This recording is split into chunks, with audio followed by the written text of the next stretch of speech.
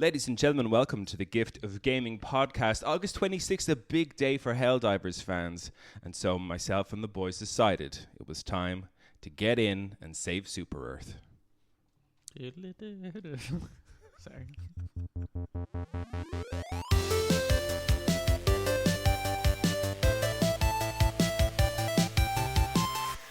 All right, it's me, your host, Darren Wade, and today I'm joined by my own blood and brother, Andrew Wade. Andrew, say hello. Hello.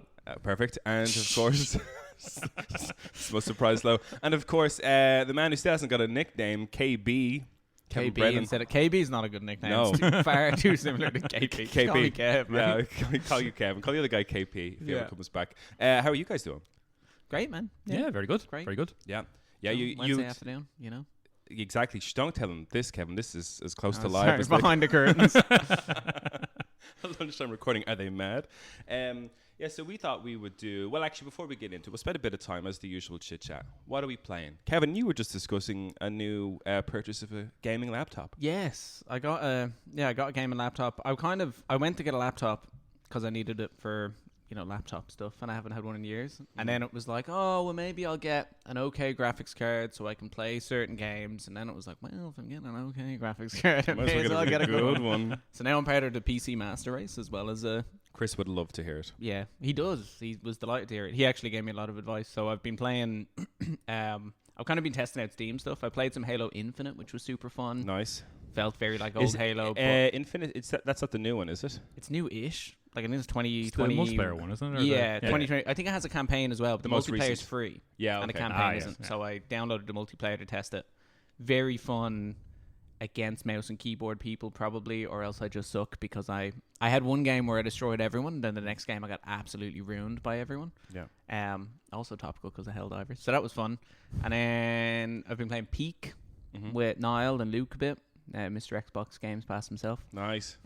Which has been extremely fun. And he's currently, if he's playing that, he's obviously currently on the Xbox, so we can still call him that, right? Well, Well, he's playing that. That's not from the Games Pass, but I tried to play it with him yesterday, but he's right at the end of Clear Obscure.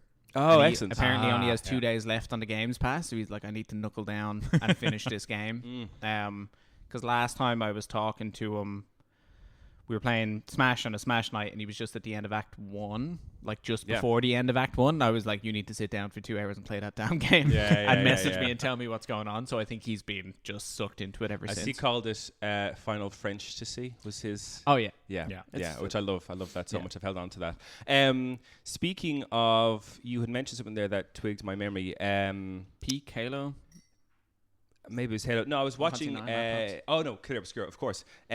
Music in that game being so excellently good. Gamescom opening night was on last night, so I was kind of sitting down watching all the announcements for that, but they had a good... they played Alicia, the song from things. They had a guy come out on guitar, and the singer for that song came out. They did a live version of it. Fucking unbelievable music in that game, though, man. Yeah. But I was watching... It was funny. I was slipping between the kind of funny live reaction stream to it, and the Maximilian Dude one. Yeah. And at the time, the Clear Obscure, the song was on. Both people were talking about, like, man, music in that game, amazing. It's game of the year. It has to be game of the year. And I'm like, I really hope so, I really hope for all of us. We can keep our fingers crossed for that one, all right?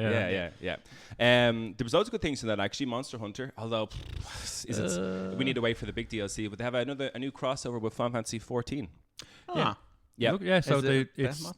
No, it's actually going to be rideable chocobos, pronounce it as you will.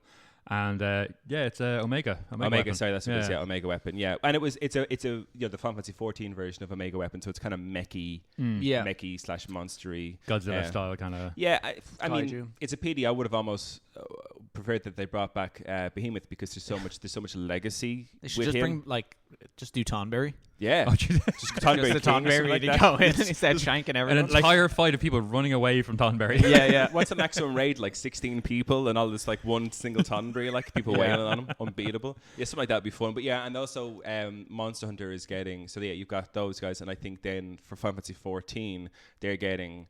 They can ride the secrets. As mounts, and they're getting Arkveld as a cool boss. And so it's a double crossover. Yeah, it's one of those things. I was looking at both of those games, being like, man, I'd love to play Final Fantasy 14 at any time if I had the time. And then did I see something to Final Fantasy 14? It's like player count has gone down significantly recently, or something. Like I think it's kind of struggling. It's beginning to die off. This is I saw a title of an article, so a headline. Don't take my word for it. Well, I wonder. There was another announcement for a World of Warcraft DLC that came out like what was announced at Gamescom, but people knew it was coming up. So I wonder if people began to kind of maneuver back towards that. I know a couple of people who are current. Farrell and Boone, two of our friends, are on the World of Warcraft hype train again. So like there seems to be a bit of momentum behind that. Yeah, and maybe they've just kind of improved it. Yeah. Is there anything else excellent at Gamescom? Was there anything else excellent at Gamescom? There was loads of. There were so many Souls-like games. Holy shit! Like and with the kind of the Japanese skin, essentially, tons of those. Lots of them that look good. Onimusha, they just showed a new clip from that. That looks great. I'm trying to think of what else was outside. Dare I even ask, was you going to mention of Light No Fire? No, God, no. Light No Fire. People will be delighted. Silksong got an announcement, no trailer per se, but they did confirm its release date is this year. I'm not a Silksong person, but I know there's a lot of people out there who are kind of dying for that. So that's due out this year. Was there anything else? They showed. It was great. They showed like a big chunk of what Call of Duty Black Ops 7 looks like, and it's weird. It's kind of going to a little bit of a, what would you say, supernatural to make it a bit more fun. I guess, and it's totally turned me off. But the top comment on YouTube, which like after the video came out, which I love, is like, "Thanks so much for this video. I've pre-ordered Battlefield 6." It's like the highest rated comment on that the video for Call of Duty. It is. I was like, because like we were playing Call of Duty there.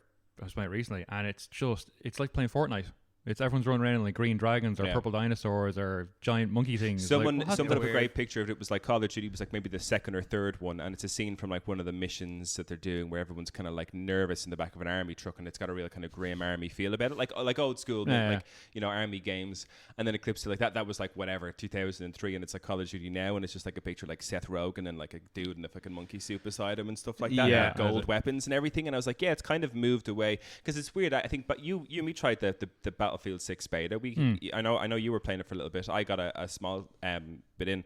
It's great, like kind of like old school realistic military thing, which I think Call of Duty's kind of been moving away from. So I'm interested to see.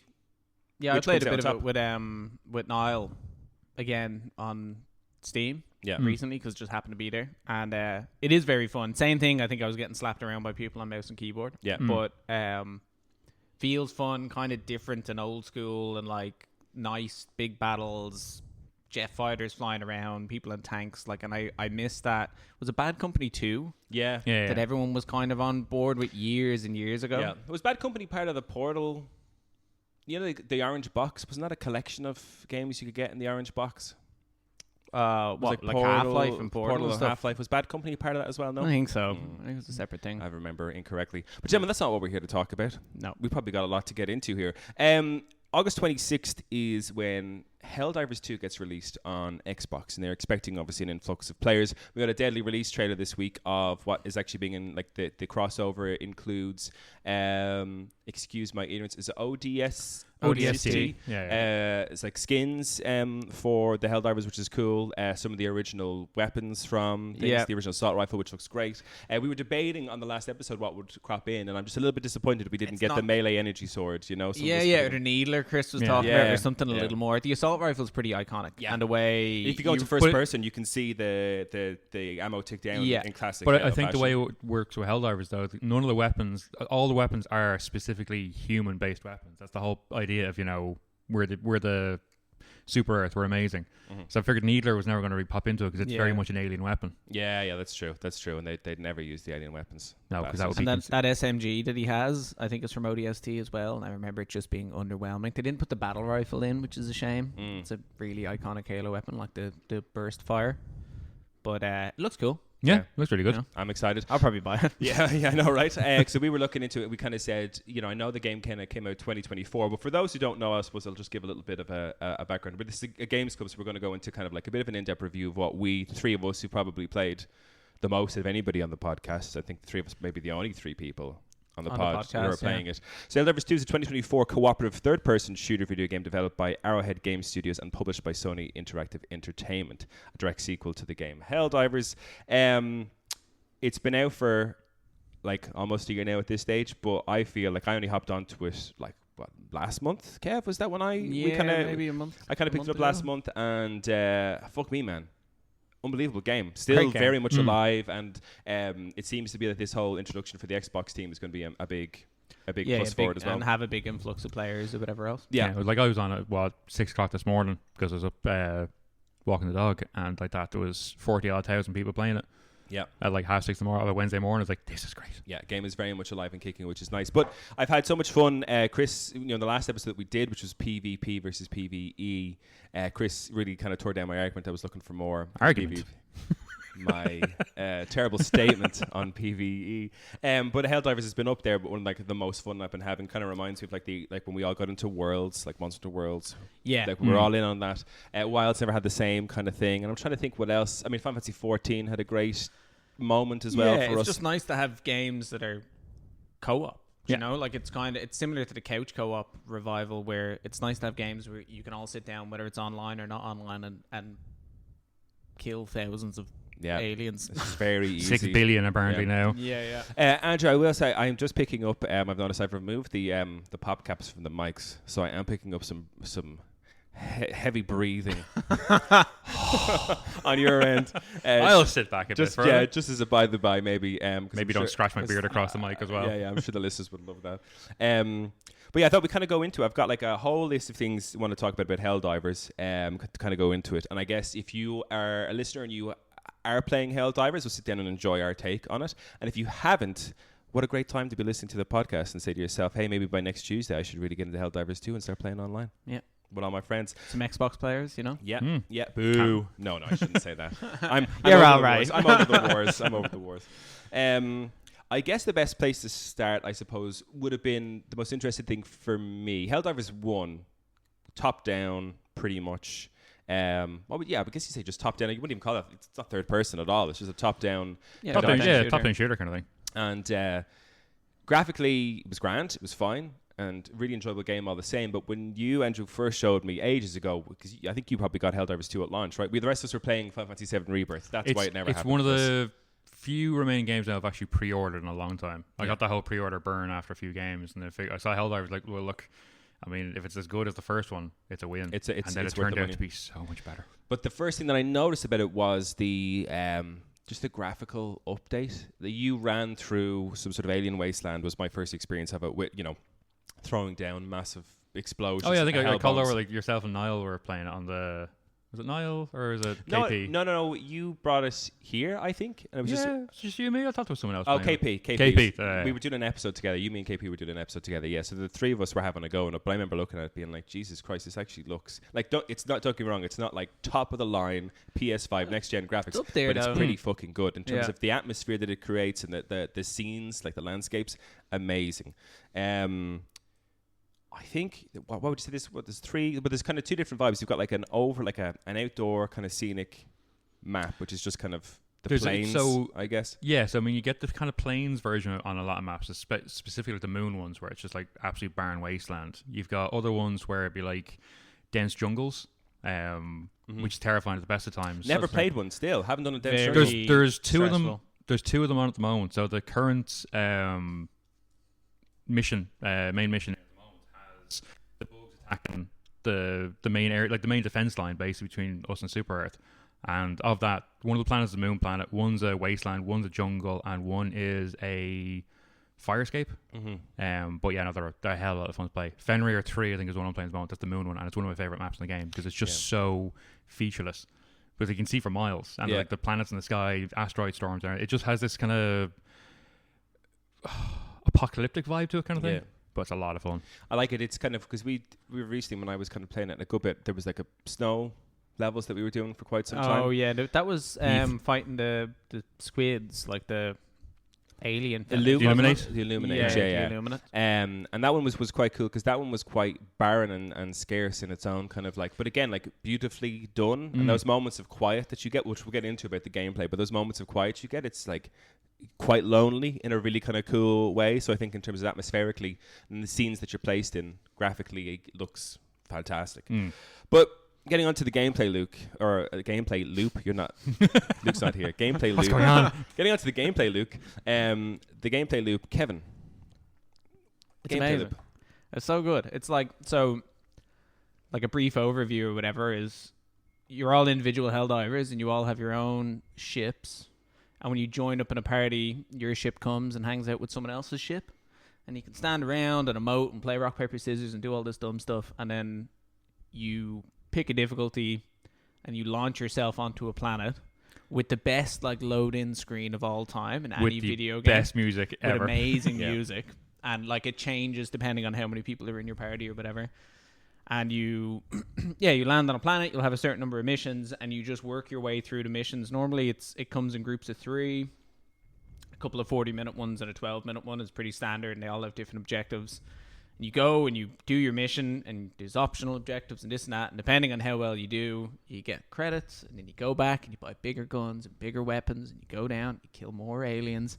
You just keep going. You get cool armor and capes and all sorts of stuff, and it's so satisfying. But that's even with that as well. Like I'm at the point now where I've unlocked all of I've got one more ship upgrade to get, and even at that, I'm still enjoying the loop just for the sheer fun of dropping onto a planet and killing whatever's on that planet. It's like even with all the kit, like I don't need to buy anything else, but I'm still going to drop down because my Christ, this is so much fun. Yeah, and for me, it's a nice one in that like you get a couple of choices of missions and objectives, and we'll go kind of through the variety of that you get in it as well. But it's nice that there's a game that you can drop in and it'll tell you, hey, this is going to be like a 40-minute mission or a 12-minute mission or a 20-minute mission, and it's kind of nice sometimes, especially for lunch. Like I was, times working from home, I give you a shout if you're at home. I'm like, hey, fancy hopping on for a quick 20-minute one or 40-minute one or whatever else. Yeah, and it's one of those really nice pick up and plays. It's not a thing that you need to sit with for 3 or 4 hours to get kind of through, because the loop is just so satisfying in itself and kind of quite addictive. There's been times where it's like one more,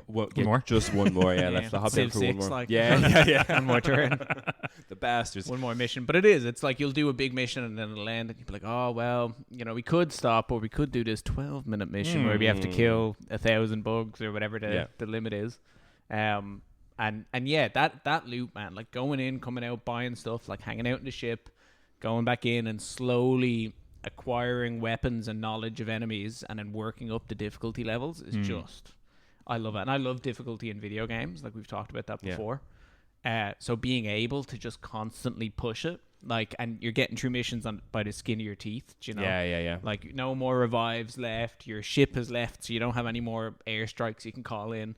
And you've got 2 minutes to last. There's bugs everywhere. Like it's whatever ammo you have. One of the things I do love about that as well, because it's Helldivers and because you're so completely expendable, it doesn't matter if you all die at the evac and no one evacs. It's still a mission complete because the mission was thing. Yeah, it doesn't affect your rating. Affect the Helldivers if they don't get out. Oh well. It's just which is a nice thing, like a funny thing about it as well, because as anybody who has played Helldivers would know. Especially with the opening of this one, it's such a rip of Starship Troopers. Yeah. So it's like, you sacrifice everything for liberty. And I think that's one of the funniest things I've enjoyed about, like, getting into it with you guys, and especially like our mate Niall and his character. His character is like, we'll go into customization, but his character is designed in such a way that it's just so fucking funny. It's all about this, like, you manage democracy. We're going down to these guys' planets, and we're going to be like, no, we're gonna force them to manage democracy because we're the good guys. And it's this whole. I just love the vibe of it, like just kill as much as you can. Who cares? They're the enemy, no matter what you say.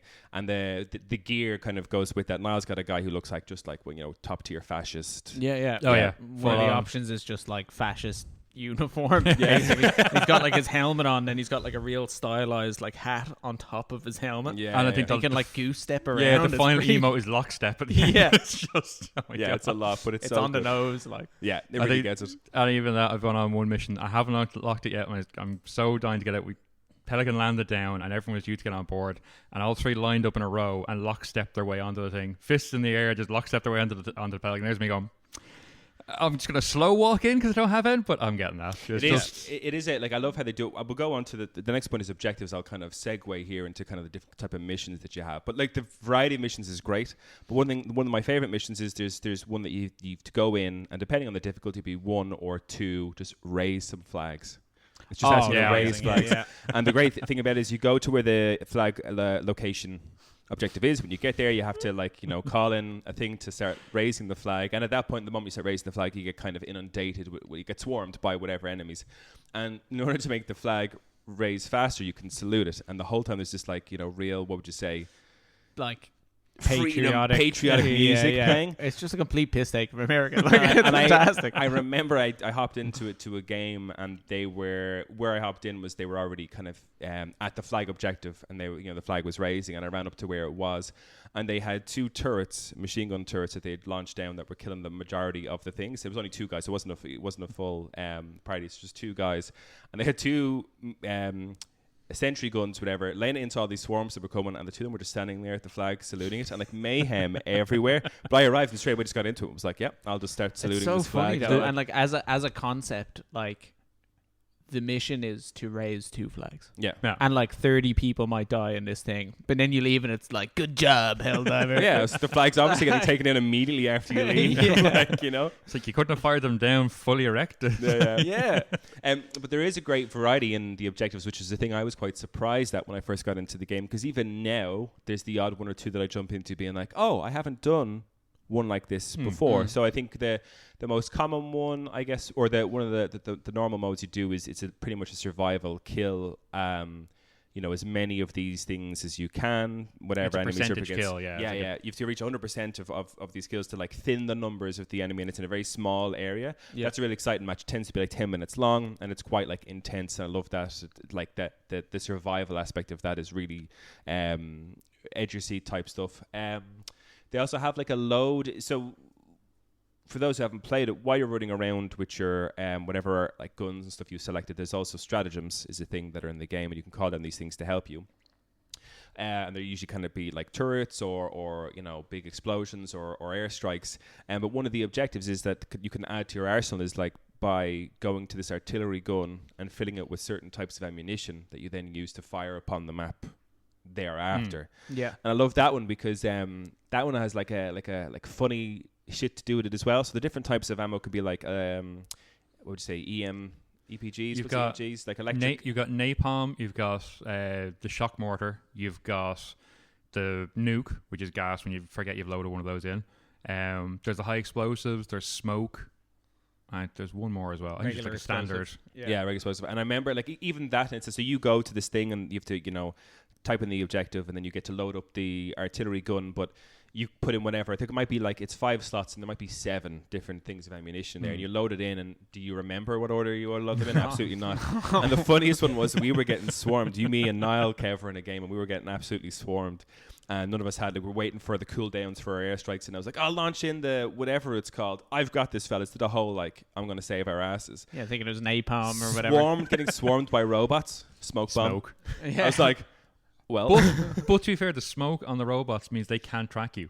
The smoke prevents them from tracking you with their lasers, it is technically a it's fine, but it's no mini nuke. No. It's not doing the job. You want to be there and be like, I'm going to save the day, and you want it to be extraordinary and big. Yeah, you don't be lying on the ground, surrounded by smoke, going, I'm still alive, but not for long. Yeah. And other objectives they have is kind of destroying satellite dishes. They've got kind of. I genuinely think that's my favorite one, because when I first started playing it, there was the Terminate the Illegal broadcast, which is just this a radar tower that goes up and has little kind of TV screens on it.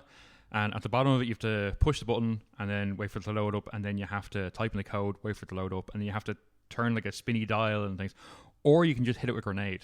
And it's gas, because at the time we were doing it, I was there typing in numbers the first time, and some guy just pushes me out of the way, drops a grenade at it and runs. What? That's and the whole thing goes up. Mission complete. It's nice. Oh, okay, yeah. It is funny because especially when you get to when you get up to level 25, you kind of unlocked pretty much. Yeah. Oh, gyms, and there's big airstrikes. Excuse me. There's big airstrikes like the 500 fucking whatever. Yeah, kilo bomb. And there's a lot of objectives there where I think the aim is for you to run into that enemy base and lob grenades into the machine that's creating the robots and dial this down and launch this, or bring a hell bomb in there and launch that. And I've run in so many times been like, I'm going to get the objective, boys, forgetting that you can just blow the shit out of everything in that game pretty much. Yeah. And someone's like, or Niall has just dropped an airstrike on my head when I'm running in. But those kind of things, right? Any other objectives that you can think of? Yeah, I mean, there's going by the start of the game. If you're going from working your way up to difficulty, there's like kill the commander, which I always thought was great. Because the commander is the big one with kind of the frilly head on it with the bugs. I have never done a kill a commander. No, I don't remember I that. think when I you must have started done off- it at the very start, but you jumped straight to like Yeah, you 4 went or 3 or 5 4. out of 10. Oh, Like, so those ones don't exist when you get to... No, there's entirely different ones you wouldn't come across unless you start off in the earlier missions. Oh, that's kind of cool. that is cool. Because I pretty much jumped into games. I don't think I've gone below level 7 in my entire playthrough of Helldivers. Well, that's the gas thing, and that's what I was saying about the gameplay loop and how you're saying. There's another slight loop that I've been doing. I do it anytime a new warband is due to come out, rather than spend money to get it. If you do, like, say, a trivial or an easy, 1 or 2, Yeah. if you pick a scout, put on the booster that gives you a bigger radius of UAV, you can just run around, and after about an hour, you'll have about 200-300 credits and 60-70 medals.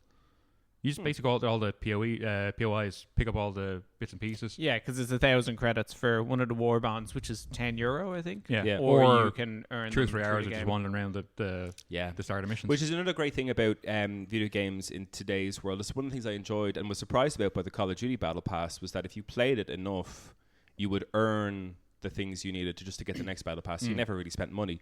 Helldivers has been great because I bought...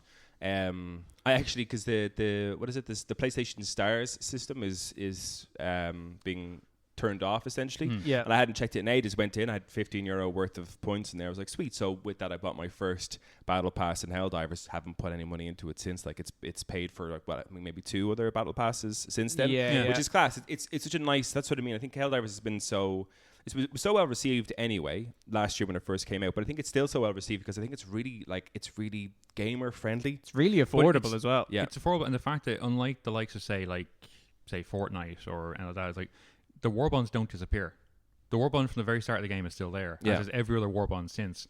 And even if you don't buy the warbond, you can still go onto the store, and it'll have all the costumes and stuff from all the different warbonds, whether you've bought them or not. Yeah. So there's no FOMO for the game. Yeah, because I think I wanted to get Captain America in Fortnite, and I missed the whole Marvel train in Fortnite, and I was like, well, Never playing this game again. that's me done with that game. Yeah, exactly. So it is nice. I think it is really consumer friendly in that regards. So any other kind of objectives you kind of want to bring up? There's all sorts, man. Like, and it's cool because it depends. Like, so there's 3 different types of enemies, which I don't think we've mentioned yet. Like, there's the bugs, which is like Starship Troopers. Yeah. Clone, basically. Yeah. Bugs, run at you, blow up, poison you, whatever else. There's the automatons, or the combots, as we like to call them, who are a race of Terminator-looking Terminator-y. They are people from Super Earth who went off into the far reaches and had to cybernetically implant themselves to survive, and then Super Earth said, no, you've studied yourselves, you're no longer welcome here, and they became the automatons. They were the cyber... what were they? The cyborgs in Helldivers 1, I think? The cyborgs, yeah. And they've become the automatons now in Helldivers 2. I love that this is lore. Okay. I mean, it doesn't need to be, but means I love nothing this to lore. me, but like it's there. That's the thing. It means nothing to anybody. It's just the fact that there is lore there. I think like it's just, you pick up little information things as you run around, like little data pads and stuff to give you lore. It's like, this is great. But yeah, and then there's the squids of the last one, which are essentially like War of the Worlds, monster aliens, like almost Halo-y, some of them. And they're fantastic. And the missions kind of change depending on which ones. So like for the squids, there's a mission where you're defending a city and they come in UFOs and are dropping troops. Yeah. And the whole idea is that like they're attacking like these core cities in Super Earth and we all need to be on top of it.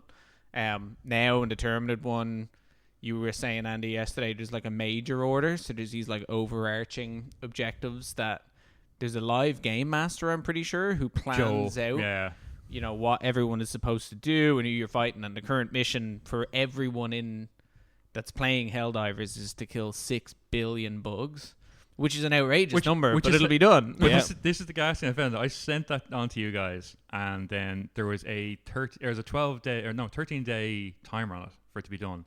And less than 24 hours after we sent it on to you, it's already only 10% completed. So we've already killed like 600 what 600 million. 600 million? Yeah, and I think those kind of there's such a variety of objectives to do within the game, as you said, Kev. There's like the city levels to do with different kind of objectives. For the bugs, there's like kill the eggs. Reduce the nests that exist. For the robots, it's destroy the factories that are producing them. Like kind of basic, kind of go and destroy and extract.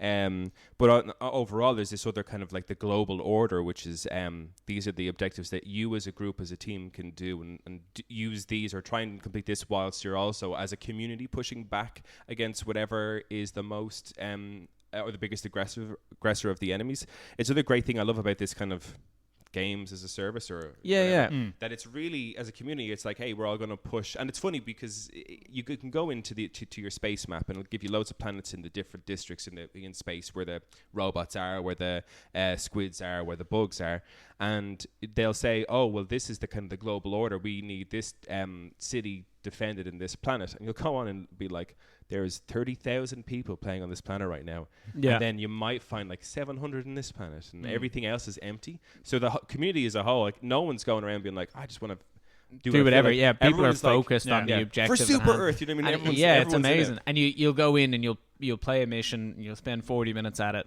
And like you'll use up all 20 of your reinforcers, and you do all the optional objectives, and you do absolutely everything. You're like, God damn, that was a good mission. You get 5 stars, the whole shebang. You come out, and then it gives you like a little liberation counter. Yeah. And it'll be like how liberated the planet is, and it's 1% or whatever. And like all that hard work, and you'll get like 0.0004% liberated. You're like, we're making a difference, fellas. The worst part about that, and like most community don't realize it. Have you ever seen the what's it? It's the pushback. It's the aggression level on the yeah. It's low, medium, or high, and it'll give it a percentage after the number. So it might say on one's like low 0.36%, or it might say average 4.5. That's how much they retake every hour. So if someone says average 1.36 every hour, it means unless you're doing your as a 0.0004% per mission, but every hour 1.5% gets taken back from that. Jesus Christ, I didn't even realize that. Yeah. Which is why you need 30,000 people all in one city defending it or whatever. Yeah, it's why if you see something on like average or high as a thing, you just don't touch it, because no matter what you do, even if you have 20,000 people on it, it's not going to be enough. It'll just, whatever you make in the hour will be lost plus extra. But that's part of the major order thing, right? Is that like it'll be medium, say, but a planet beside it will be low. And then when you capture the cities and take over that planet, it like makes it easier to capture the planets that are next to that planet. Mm-hmm. You take a city and it makes it easier to capture the planet as a whole. And like there's kind of a flow to the overarching gameplay that people tend to stick to, which is class. Yeah, which is brilliant. Because if you look at certain planets and you hover over them, there'll be little arrows. Hang on, I'm just going to stop you there. I'm getting a little bit of feedback. Let me just try and fix your mic for a second. Oh, they didn't pick that up. I unplugged you. All right, try again. Me may my mo, me moo my may. Okay, I think we're back. Yeah, go for it. All right. Yeah, sorry, you were saying? Yeah, no, so if you hover over a planet, everything has supply lines. There's all the little lines that lead between all the different planets. And if you hover over one, it'll show arrows coming from a different planet. If you see that, you follow those arrows back, and that's a supply planet that's where the reinforcements are coming from. And it'll always have a lower reinforcement budget than when you're working on. So you take that one, it cuts off resupplies, and it goes from like average down to low. So it means that these are the things that I have. Like literally, I have my experience with this game is like load in. Are the boys on? Yeah, It's never my ship we hop onto, because you guys have been playing it for longer, so your ships are higher upgraded and all that kind of stuff. So I hop onto someone else's ship. I'm like, what are we killing today, boys? It's like, and just drop me into it. I don't even see that planet. We're going to shoot that planet until it goes away. That's 99 times what you do. I have not strategically looked at how, because I mean the game, it's great, I suppose, in the overall thing to be doing that, but the game's so much fun that it's not. And the reality is, you kind of just go where everyone is. It's like there's supply lines and this, that, and the other, but it's like you go where it's busy and you kill bugs and bots and you have fun. You blow stuff up. You do step around. You salute flags. As you say, if you see the little arrows, but there's 40,000 people on the planet the arrows aren't going to, you're still going to go to 40,000 people. Oh, yeah, absolutely. I suppose the next interesting thing, and one of the things that I've really enjoyed about the game, is the customization of your Helldiver in particular. It's not like super duper in depth. It's pretty much weapons, like your loadout, which you kind of buy through these war bonds or through leveling up. And then on top of that, then you can choose like your cloak, your armor, your helmet. And I think if you pick groups of armor that are meant to be together, it'll give you kind of passive bonuses as well. Yeah, certain. So the helmets don't give you any bonuses. It's or just they were just supposed the to, armor. but Okay. that's not been implemented yet. And it's still great, really enjoyable. It's good to know you can actually mix and match then if that's the case. Yeah, but it's brilliant because it you can build your characters certain ways depending on what your armor bonuses are or whatever. So one of the things I've been trying to do when we've all been playing is you can get, so there's light armor, medium armor, and heavy armor, and you obviously take less damage the higher the armor rating, but you're slower, or your stamina doesn't last as well, or whatever else.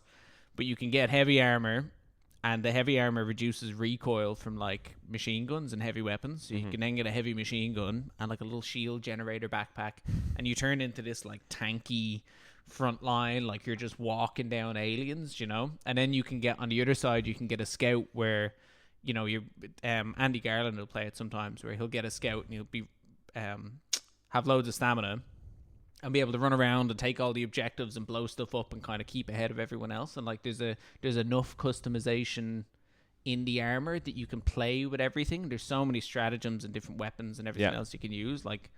Even though it's a simple system, it's kind of deep. Yeah, but I mean, I've gone for my current build, which I'm really enjoying at the minute, is a Mandalorian character. Essentially, I've got this deadly, which I hated at first. It wasn't until I was playing with your brother Aiden, we hopped in, because when you die you drop all your weapons, and I had this weapon called the Deadeye, which is kind of not exactly a sniper rifle, but it's a one single shot type thing, and it's for most enemies, even on level 7 and 8, when you're high up, it can be, for the lower enemies, it's a one shot kill type thing. The only problem is you load each individual bullet back into the gun, so it's a nightmare.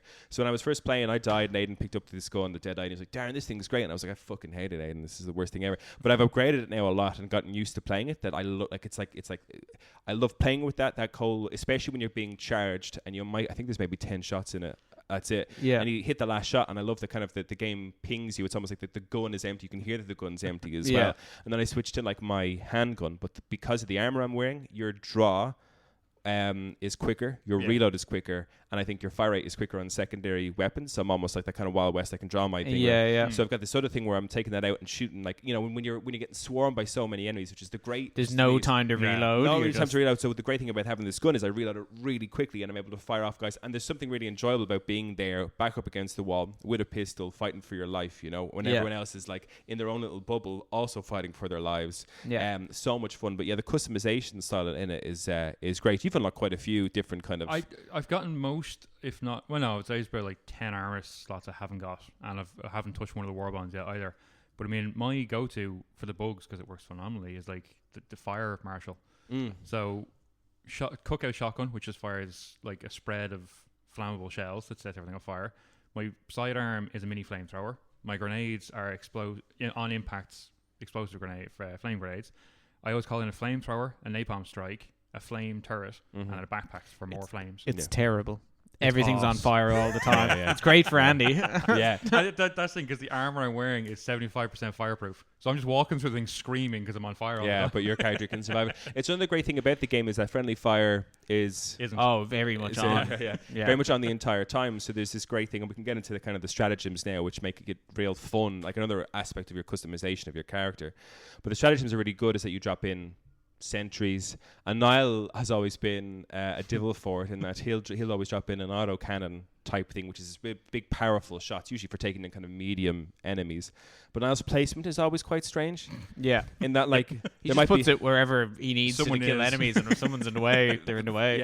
Because we so many times we've been playing, and I'll be on a street in a city, I'm just running down fighting for my life, and it just says boom, killed by Funky Monk or whatever else. I'm like, all right, okay. And you look back, and he's standing on top of the cannon where he can't be hit, gunning people down, delighted with himself. But it screws you over.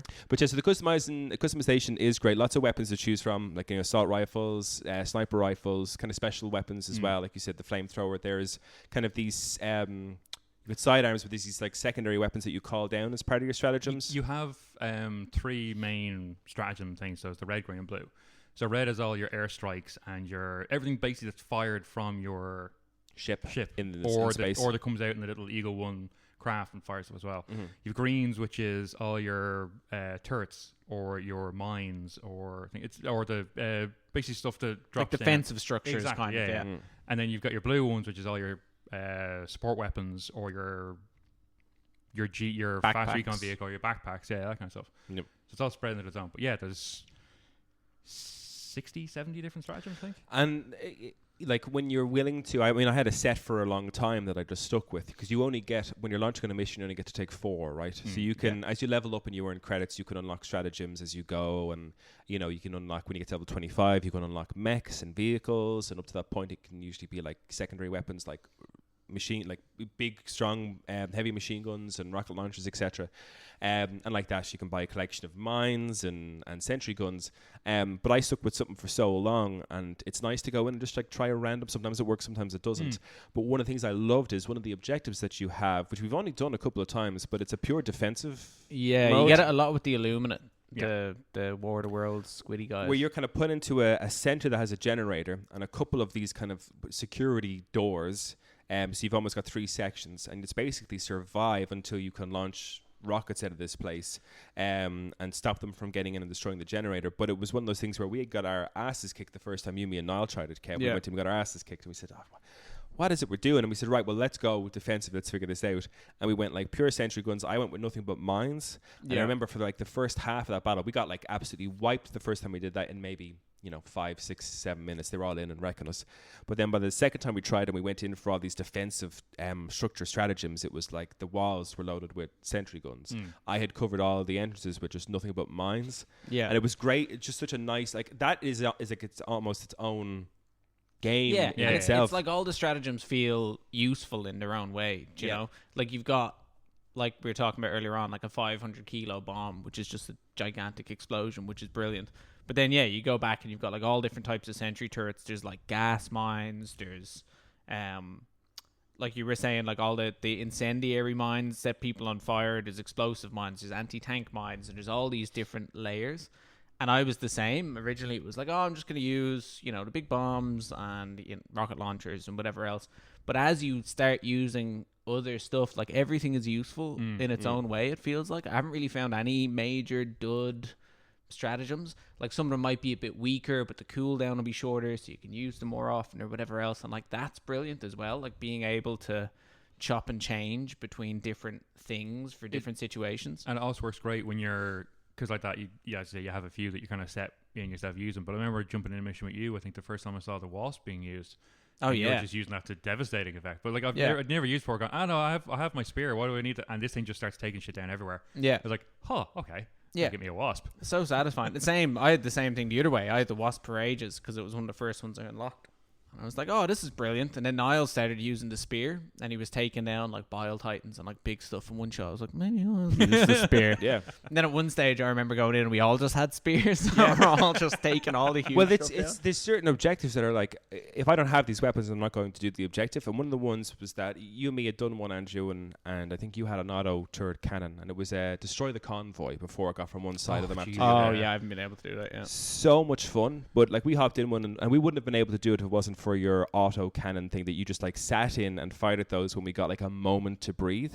But you and me hopped in one, Kev, and I took the spear after seeing how good, like first time I unlocked it, I've been playing the game for ages, never had the spear, never used it, and hopped in, and we had this thing where they were just about to leave. I remember I was like, we had thrown down, because one of your automatic stratagems that you have on every level is a resupply that you can throw down and ammo up and everything. And I remember watching this last walker. It was very kind of, because it was on the snow planet, it was very Hoth AT-ATs walking around, Star Wars vibes. And this last thing was getting to the edge of the map, and I was like, fuck, we've thrown everything, all our lives lost just to do this one objective. That's not even the mission. Like we had a whole other mission to do on this map. And I remember just how satisfying it was to run in, get my resupply, load this thing up, and just from a distance being like, I can't get close because we're getting wiped. And from a distance firing off this missile and seeing it like glide through the air and explode, and it blows up, and you get like a mission objective complete on your screen, like the walker's music, collapsing, like the music crescendos. You're like, fuck yeah, and like that kind of stuff just makes you feel so. And then we immediately lost the mission because we spent like 35 minutes trying to take that fucking convoy down. Just like I was saying, for us, we had like 3 lives left, and then you joined in. I think possibly we had just. I think it was just you and me finished that one. Was it? Because that was because we. It was at the very end. Like I was relieved, and you joined in and got the extra XP. Yeah, but like that, I mean, we just split up in case the two of us died in one explosion because it was. It was just too much at risk at that stage. We'd put so much effort into the mission, and I think that's as well like another thing. I think I love that in the games that you know, when you get those really intense games, sometimes you hop in, the mission's fairly straightforward and everything, but there are some really intense missions like that where it's all hands on deck, give it everything you've got. And like one of my favorite things is, and what happens to us when we play together, is that especially in city maps, I think we tend to get not distracted, but we always get bogged down. Bogged down. And there's this thing where we're all chatting away. I'm throwing a sentry here, blah blah blah. Anyone want this? Anyone want that? And then it goes quiet for a while because everyone individually is dealing with their own mini horde. And I remember there was one time we were all playing and you guys were off doing an objective. I think yourself and Niall were working, or yourself and Andy might have been an objective, and Niall was off on his own thing, and I was there, and I hadn't said anything in ages. I was just like absolute balls to the walls trying to survive on my own for ages. And it finished, and it was that thing where like I finally came back onto the mic and I was just like, oh sweet Jesus. But it was that like, and I love that about the game is that like, yes, it's a massive cooperative thing, but you can find yourself in these situations where it's like, how good are you at this video game? Like, you know? And I remember it's happened a few times where like everyone will go quiet and you'll be in something, and then I'll hear Niall in the distance where I'll be like, hey, I need some help over here. Like, I am in no position to help you, my dude. Like, I am in trouble. And there's a great thing when you die in the game. You have, let's say, if there's 4 people, I think you get 20 lives or something. Like it's 5 lives per person, or 5 lives per Helldiver that's in there. And when you're doing a 4-player game, you get 20 lives. But it's quite funny in that when you die, you can just observe the other guys until they respawn you back in, like throw you back in. But there's quite a funny thing about that sometimes is that you could be. I remember playing a game one time, and I think it was like yourself and Aidan were playing, Kev, and both of you guys were out. It was just me and Niall just trying to survive. I hadn't even realised that Kev and Aidan had died, and we're there fighting things for ages. Then you get like a, hey, want to throw me back in there? It's like, oh, sweet Jesus, I'm so sorry. Like, because it's so, it could be so There's overwhelming. so much going on. Yeah. It's such a great kind of like, you know, back up against the wall survival game. I'm such a big fan of it. We kind of covered lots of the things there. Is there anything in particular you want to get in before I kind of bring us into our conclusion? I've been a fan of the stuff that people are discovering that was never intended in the game, that people are now discovering that you can do. I think my favourite so far, I think, is the Hellbomb Trebuchet. Oh, Niall sent us in the picture of that. That's where you put in... You have a Hellbomb on your back, so with the collarbone in ones, and then you lie down on the ground, you double tap down the D-pad, and that activates your Hellbomb. You drop it on the ground and call in the AA turret one that you can sit into. Hop into that and then run. And what happens is, as that lands down, it then puts the Hellbomb on top of it, and it just deploys by flicking the cannon up and around like a 180-degree arch. Yeah. Which basically trebuchets the Hellbomb. Yeah. And it just launches it into the fucking stratosphere. So if you have like one of those the Illuminate ships going at you, you do that, you'll take it down in one hit.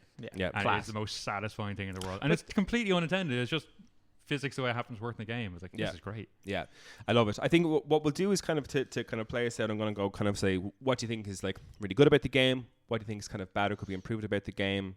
Then we might go through like what we'd love to see in a Helldivers 3. Not that it'll be anytime soon. Helldivers 2 is around for a while. But in terms of there's something that we're missing, one of the things I want to talk about in terms of what I think is really, really good about the game that I've been such a fan of is just the gameplay moments. We're all very experienced gamers. So like people know what needs to be done in moments of like hardship. There was a great one where we were doing like this geological objective where you had to find these samples, you had to discover resources on the planet so you could liberate them. Take all the resources and liberate them from it. Is the resources here? Yes. Well, we're liberating this planet. Yeah, exactly. You're welcome. But there was a great one where this was kind of in a I would say a mini chasm, let's say, and it was yourself, myself, Niall, and Andy Garland, I think, that were playing. Yeah. And this is then I'm quite inexperienced. It's one of my first big kind of things into the game. So I'm there inputting all the things on this drill, making sure that it's moving. But the three of you, and without saying anything to each other, the 3 other people that I was with at that time, it was like one of you were watching for the stampede of things that was coming one way down the gorge, and we're just like wrecking those things. We could hear that there was more bot things being called in. Someone was dealing with them, like the reinforcement ship would fly into the air and someone would just blow it out of the sky. You know what I mean? I was sitting there typing these things in, checking out my little dirt samples or whatever else, and like nothing got near me. Nothing was able to touch me, and I was like, God, this is fucking great. What I love about that as well, because it comes through crystal clear when you're doing it. All these explosions and death going on in the background, and all you hear is beep boop boop beep. Yeah. Someone just doing the task, like, and then it'll be like, like you hit the wrong button. You're like, oh god. But it is, and it's that, like, because the objectives are very clever. I don't think we kind of said it, but any objective you need to do will always have a little screen with a D-pad combination essentially on it that you have to press. It sounds very simple, but when you're under severe pressure, typing in those things, because calling in every stratagem requires a D-pad combination. Yeah. All the objectives require that. Calling in your fellow Helldivers requires that. And it's such a small aspect of the gameplay, but it's so effective in, like, causing serious amounts of pressure, putting you under loads of amounts of stress when you got to get these things done quick. And as you said, when you press the wrong button and it just goes, or you're like, you're running away, everyone's dead. It's like, the end of the game, everyone's panicked, you run away, and you're trying to reinforce people, and you're hitting the wrong Constantly buttons. hitting the wrong Everyone's like, come on, call me in. It's like, I'm trying. What the fuck do you think I'm trying to do here? Anything else that you have really enjoyed? What you think is good about Helldivers too? I mean, it's just as Kev said before, it's the gameplay loop. It's just, it keeps bringing you back wanting more kind of thing. Like, I'm high up in the 90s now kind of thing. I've gotten to the point where I'm just leveling up for the sake of leveling up now, but I'm loving it. It's just, there's no planet I've dropped into that I kind of go, I don't want to do this. Everything has its own fun parts. Yeah, some of them are absolutely fucking horrible, and like, I think the fire planets, have you guys have done the fire planets yet? Yeah, I think so, yes. Firestorms, fire tornadoes, ground on fire. It's my jam because I'm dressed in full flame retardant armor, but it's just everything's on fire all the time, and it's just you do get great landscapes to run around in, like, do you know what I mean, that really kind of fit the bill. I love just thematically, it's absolutely hilarious. Yes, everything like, about it, like, it's a really genuinely, like, laugh out loud funny game. Every part of it, like, if you haven't played it, you haven't watched anything, like, just go watch the opening sequence or the trailers or whatever. It's so Starship Troopers, and there's just constantly quips from everyone. Like, you'll be in your ship, and when you get off, there's a lady there, and she'll always make some sort of quip, and then you'll be like looking at your weapons, and a super Earth mandated meditation session will come on the TV, and it'll all be like patriotic bullshit about how much everyone loves Super Earth and think about Super Earth and think about killing bugs and blah blah blah. And then you go to start up your mission, there's a guy there, and he always says something hilarious, and then when your characters do anything, they say something hilarious. Like, it's really laugh out loud funny. I think one of the good ones that as well, if you get onto any kind of heavy machine gun or anything that has a lot of ammo and just fire constantly, your Helldivers just bursts out maniacally laughing halfway through it. It's like, come on. Or you heal yourself with, like, every part of it's funny. Like, you heal yourself with stims, and the stims are, like, controlled by Big Pharma, essentially. And all the Helldivers are addicted to them, so, like, you'll be injured and you put it in and be like, oh god, like, as you're gunning down all these aliens, like, it's hilarious. And I think even some of the gameplay when you're playing with mates, I think it's the best way to play it. Like, mic's on, chatting to your mates. I think I had a real fond memory of it was probably you, Kev, running away from, I can't remember, what's the massive, the Hulk, is it the Hulk is the automaton big walkie that you have to shoot his back, isn't it? And I remember seeing Niall, like, getting chased by it, had loaded his it was Aiden loaded his entire clip of whatever his primary weapon was, and then I could see him, like, taking out the pistol, shooting this thing, all to be whatever else, and it's just the cries for help as you're watching someone, like, and you know what they're dealing with. Those kind of moments are great. Anything that you think it could have done better? Anything where it's falling short for you guys? I mean, not to sound like a fanboy, but not really. I mean, it ticks all the boxes for an enjoying game. I think the only... No, actually, there's nothing I'd have an issue. There's nothing anyway that screams out at me going, oh, that's terrible. It's just... There is very little wrong with the game. Which is amazing.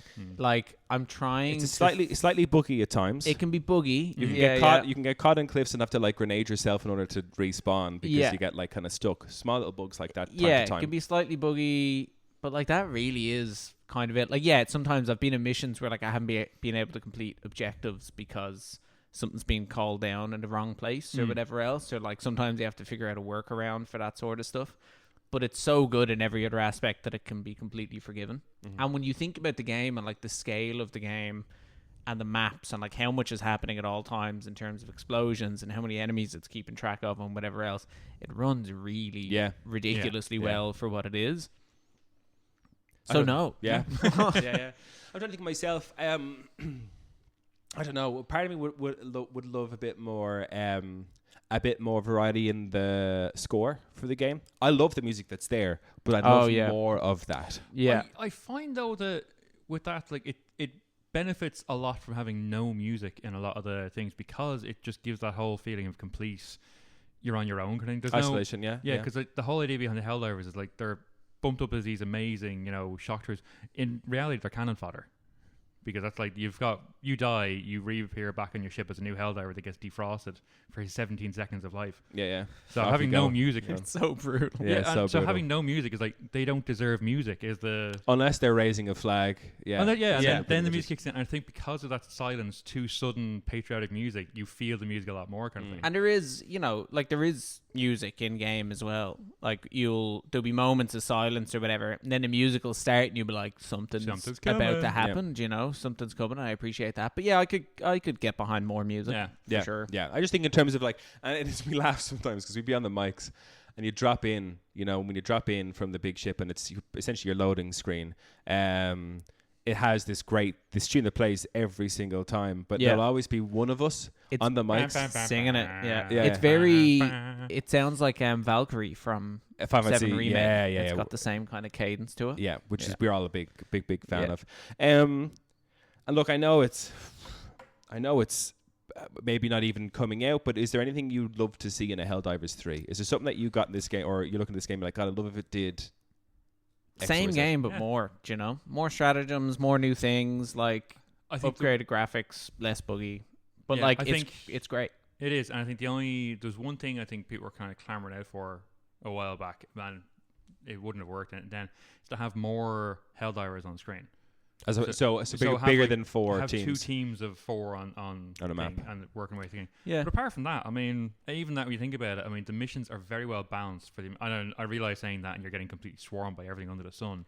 But having 8 Helldivers on a map, while it would be cool for them into firepower, it would be very hard to balance it with I think without crashing every system it was on. Yeah, 4 is enough for me. One of the things I'd love to see if they ever, either a DLC for Helldivers 2 or Helldivers 3 is, there was one moment I had, and it was with you, Kev, we were on the automaton, so the robot map, and we were walking up to one of their like kind of big, it was in a big open world section, it wasn't in a city, but they had this big kind of fortress, like 3 or 4 kind of like platforms high, and we had to go in and destroy the fabricators that were making these machines, but at the same time there was a thing blocking our stratagems nearby, so we couldn't just nuke it, so you had to go in there full objective. And I just unlocked this deadly thing where if I had my handgun out, I'd have a shield across myself. And that Kevin was on my shoulder, and I was walking up through this, basically walking through this fortress. We were picking out guys. Yeah, like up a ramp into a heavily defended. It was me, you, and Niall. And I was on one side and Niall was on the other. And like you had the shield with the pistol, and me and Niall both had big heavy machine guns behind you. We're just like gunning everyone, just walking up this hill. And that to me felt like a really particular mission. Like I would love the idea of like there's more tight kind of these like more storm the fortress type thing that requires a bit of like thinking as opposed to just dropping down your 500 kg bomb onto it over and over. Because we were kind of forced into this scenario, and I was like, that was really fucking cool. Or like cool. You could have a mission where you have to raid this fortress, and then you go inside and you're like inside a building, but you can no longer, like, it's a bunker underground and you can't call in stratagems or whatever else. You have to get geared up, go in and like complete objectives inside against automatons without the backup of the stratagems. Would be cool. Yeah, that'd be great actually, because I mean, in fairness, there's some missions that are just incompletable without stratagems. I've tried a couple, like hopping in by myself just to see, I wonder how this will go on a level 7 if you don't have you're fucked, like, but yeah, something like that. Yeah, exactly. Just something a bit more like slightly linear, but like requires a bit, because that just felt really cool. I felt like we were like 3 badasses storming the space type thing, and I haven't really had too many more moments like that since. And I think if you had certain, I think that like support for extra players would be nice, even if it's difficult to balance, because there has been situations where like 4 of us will be playing and maybe Aiden will come home from being out somewhere and be like, hey, you guys playing? I'm like, oh, full party, that'd be great. And past that, like it's one of those things, it's kind of, I guess it's a live service game, like a lot of other stuff like that you pay to get into. And those can last a long time. Like when you look at stuff like Fortnite and Apex Legends and whatever else, which I know are kind of parallel but not quite the same. Apex has been around for nearly a decade now, 7 or 8 years, and they just keep improving and improving. And like I would be happy if they just supported Helldivers 2 as they're doing forever. Yeah. Or until maybe next generation, like do a Helldivers 3. But we don't need it till then. A third one anytime in the future. No. No. What you have in it is enough of a gameplay loop to keep pulling people back in and in. And as I say, with August 26th coming up, with all of Xbox jumping in now, great. Plus all the Xbox region-locked gear. areas now that are jumping back into as well. So it's going to be a huge influx of players now. So a final note, gentlemen. Out of 10, how many Helldivers are you giving this? A good solid 9. Nice. Okay, 9 Helldivers out of 10. Solid 9. I'm going to say 9 Helldivers plus the legs off the one I landed on when I called in. Just 9 and a little bit. 9 and 2 legs. Yeah. 9.2. I like that. For me, it's I think it's a 8 out of 10. Hugely enjoyable game. Like I said, we got my very scale's all messed up. I always rate everything so highly. Even games I don't like is like 5 or 6. I always notice when I'm talking to like you or Craig or whatever, you'll be like 8 out of 10. I'm like, how could you give it an 8? So the thing about it what's wrong with it? Like, we could do a whole episode on this as well. Is that I think that out of 10 system has been completely fucked in that people would consider things that are 7 out of 10 or 6 out of 10 as bad. And from my perspective, I'm like, anything that's above 5 should be considered positive in some way. And because you're not getting, bad games aren't getting rated below fucking 6s and 7s really. Like, especially on the IGN scale, so many things. I mean, I was delighted when they actually did they give that Gollum game like a 1 or a 4 out of 10? And I was so delighted that they actually did, because what's the point of the 10 scale if you're only going to use 4 points of it? 7, 8, 9, or 10 out of 10. So, 8 out of 10, I think it's a fantastic game.